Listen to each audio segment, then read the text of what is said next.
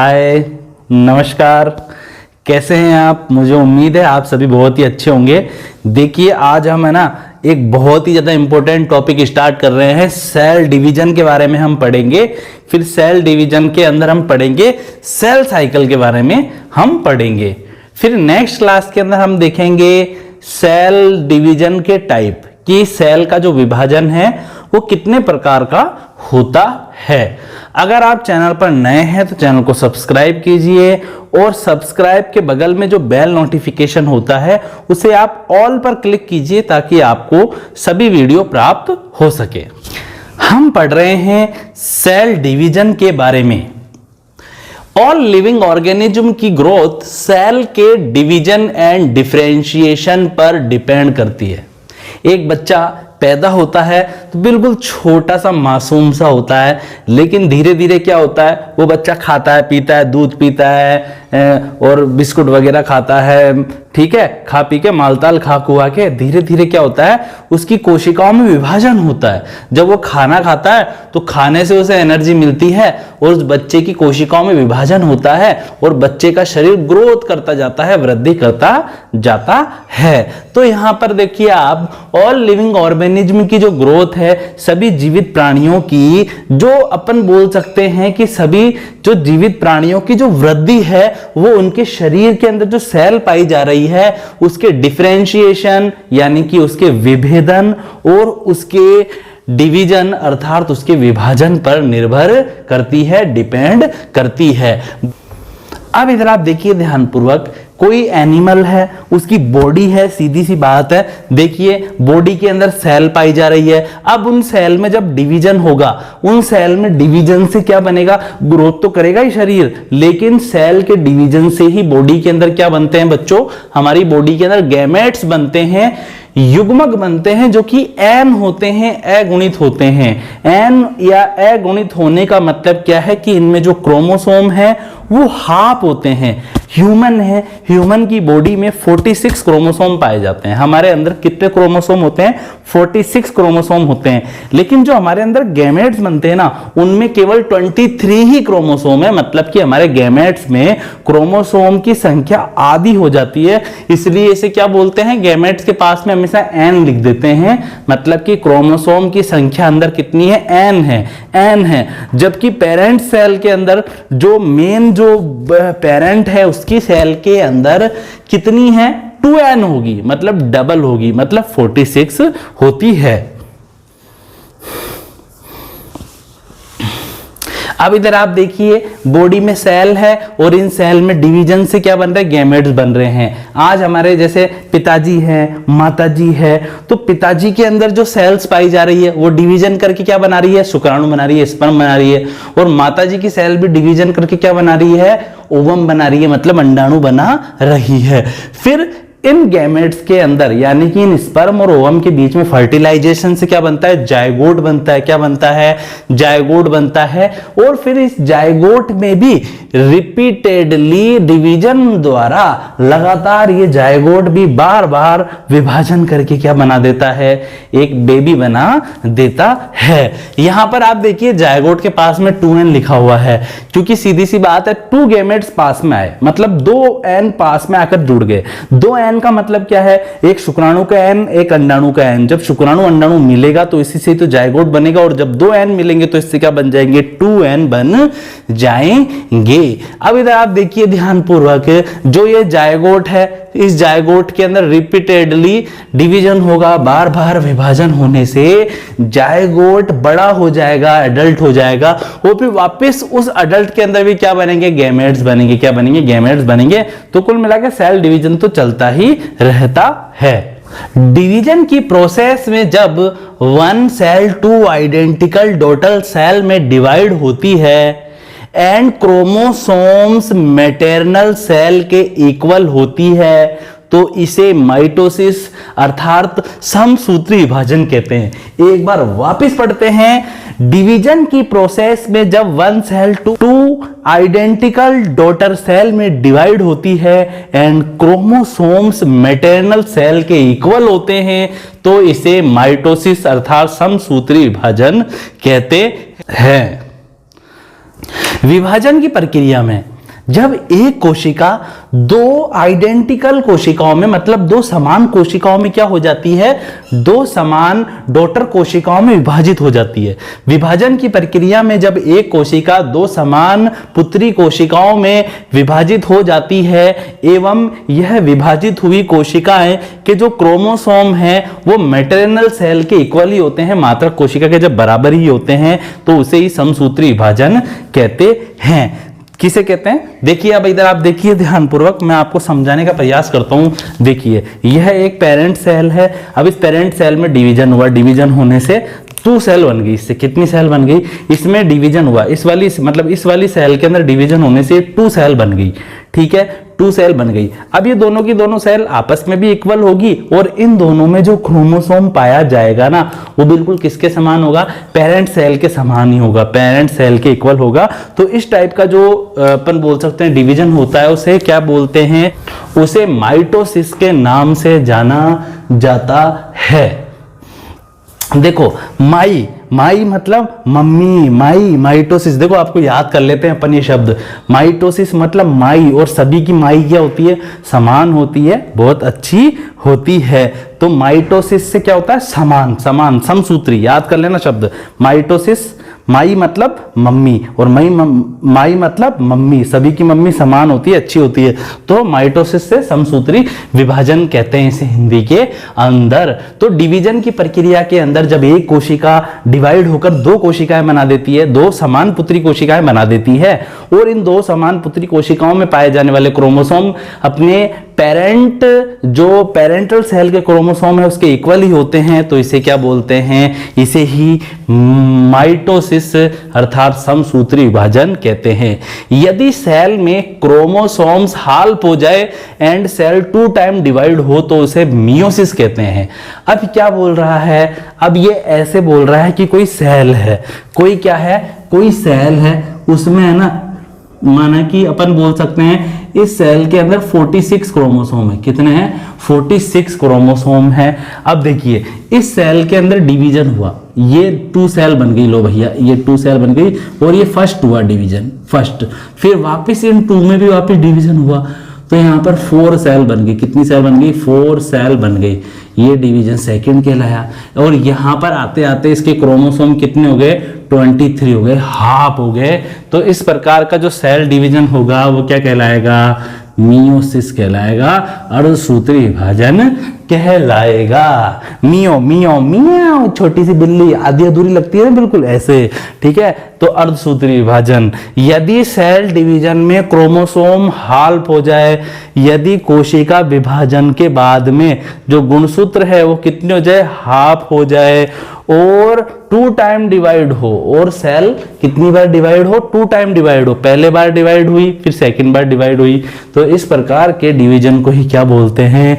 Meiosis division कहते हैं। किसी सेल के कंप्लीट लाइफ साइकिल को ही उसका सेल साइकिल कहते हैं।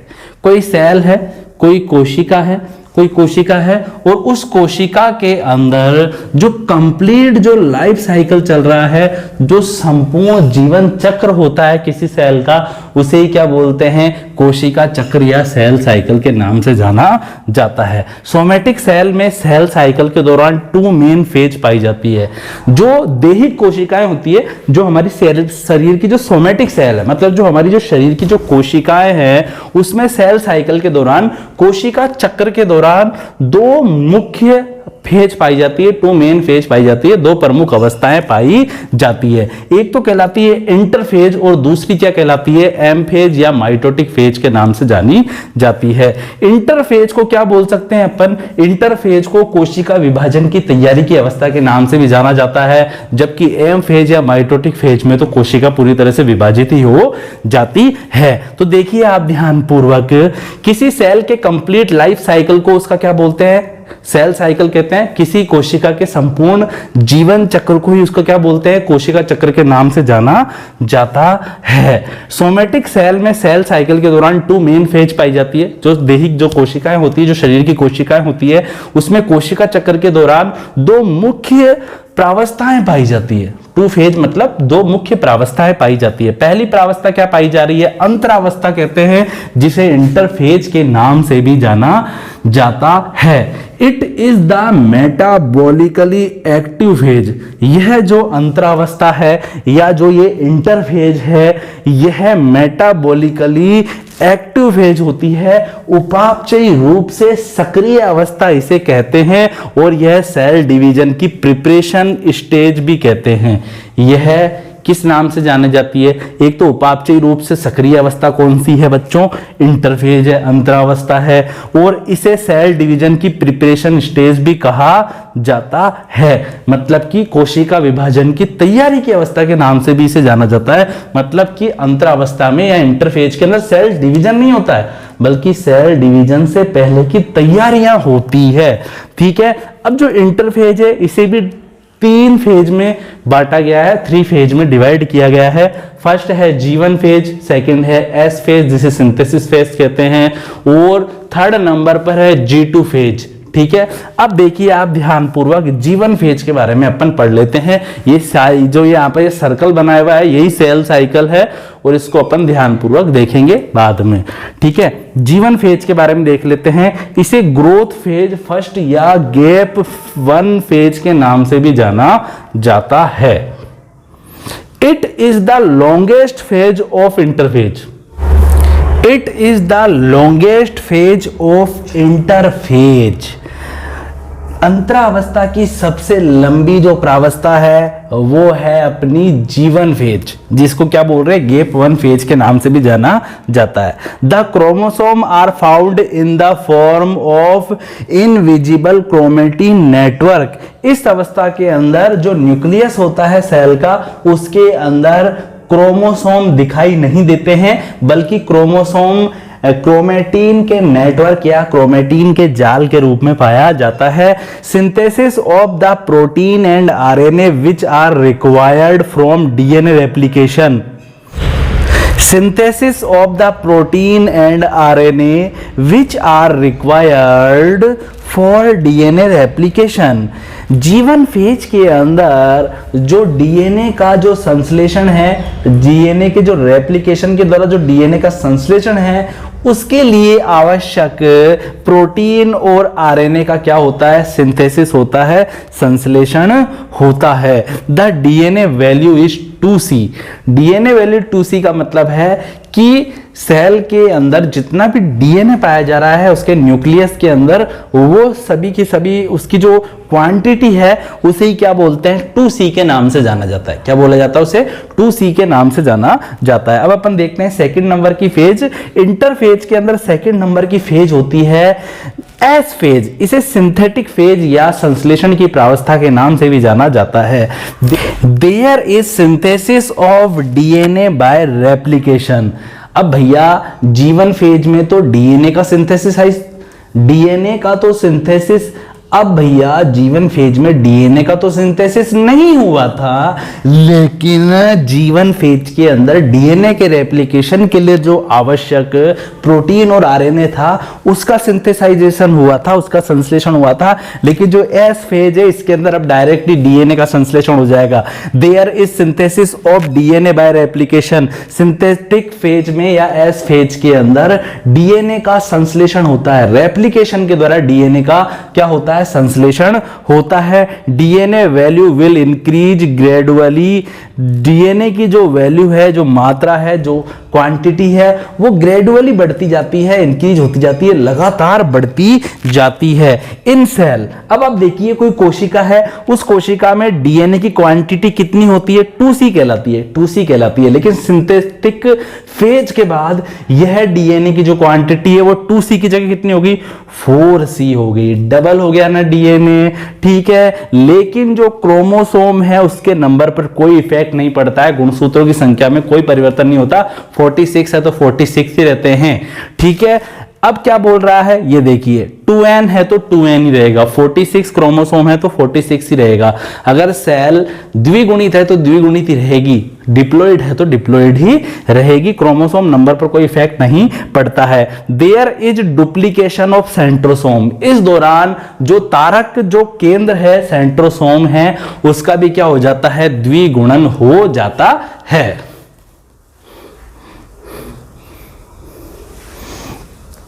फिर अगली जो फेज है इंटरफेज की वो है G2 फेज, इसी ग्रोथ फेज 2 या गैप 2 फेज के नाम से भी जाना जाता है। There is synthesis of RNA and protein which are required during mitosis, इस दौरान क्या होता है, कोशिका विभाजन के लिए आवश्यक प्रोटीन और आरएनए का संश्लेषण होता है। No DNA replication and the DNA value become 4C, क्या बोल रहा है, अब कोई ना तो डीएनए का रेप्लिकेशन होगा ना ही कोई डीएनए की वैल्यू बढ़ेगी। 2C से 4C हो गई थी ना, बस काफी है, 4C से 8C नहीं होगी, ठीक है। There is duplication of cytoplasmic organelles, इस दौरान क्या होता है, जो कोशिका द्रव के अंदर जो ऑर्गेनल्स पाए जा रहे हैं जैसे राइबोसोम है, माइटोकॉन्ड्रिया है, लाइसोसोम है, एंडोप्लाज्मिक रेटिकुलम है, ये जो दूसरे जो अदर साइटोप्लाज्मिक ऑर्गेनल है उनका भी द्विगुणन होता है, डुप्लीकेशन होता है, ठीक है। फिर उसके बाद में क्या होता है, इंटरफेज खत्म हो जाती है। एक बात हमेशा ध्यान रखना, जीके का ये क्वेश्चन है, सबसे लंबी अवस्था कौन सी होती है सेल साइकिल के दौरान, अंतरावस्था होती है। फिर उसके बाद में होती है सेकंड नंबर पर एम फेज, जिसे माइटोटिक फेज के नाम से भी जाना जाता है। इस फेज में cell prophase, metaphase, anaphase, telophase से गुजरकर एंड में 2 डॉटर सेल में डिवाइड हो जाती है। भैया एम फेज में या माइटोटिक फेज में तो क्या होता है, जो कोशिका है वो विभिन्न प्रावस्थाओं से गुजरकर, जैसे कि प्रोफेज से गुजरकर फिर प्रोफेज से जाएगी मेटाफेज में, फिर मेटाफेज से जाएगी किसके अंदर, एनाफेज में, फिर एनाफेज से जाएगी टीलोफेज में, और एंड में जो सेल है वो 2 डॉटर सेल में डिवाइड हो जाएगी और सेल साइकिल क्या हो जाएगा, कंप्लीट हो जाएगा। फिर वो जो नई सेल बनी है ना डॉटर सेल, वो भी फ्यूचर में जाकर क्या करेगी, सेल डिवीजन करके अपनी संख्या में वृद्धि करेगी। यहां पर एक डायग्राम है, इस डायग्राम को भी अपन देखेंगे। सबसे पहले अपन पूरा समझ लेते हैं क्योंकि डायग्राम तो आपको 2 मिनट में समझ में आ जाएगा। देखिए आप ध्यानपूर्वक, अपन ने सेल डिवीजन के बारे में पढ़ा। क्या पढ़ा अपन ने, कि जितने भी ऑर्गेनिज्म है उनकी बॉडी में ग्रोथ किसके कारण हो रही है, सेल डिफरेंशिएशन और सेल डिवीजन के कारण हो रही है, ठीक है। फिर अपन ने क्या पढ़ा कि ह्यूमन वगैरह में या किसी भी ऑर्गेनिज्म में जो गैमेट्स बन रहे हैं वो सेल डिवीजन के द्वारा ही तो बन रहे हैं। फिर अपन ने क्या पढ़ा कि जब 1 सेल 2 आइडेंटिकल सेल में डिवाइड हो जाए और उन आइडेंटिकल डॉटर सेल के क्रोमोसोम बिल्कुल पेरेंटल सेल के इक्वल हो तो इसे क्या बोलते हैं, माइटोसिस कहते हैं।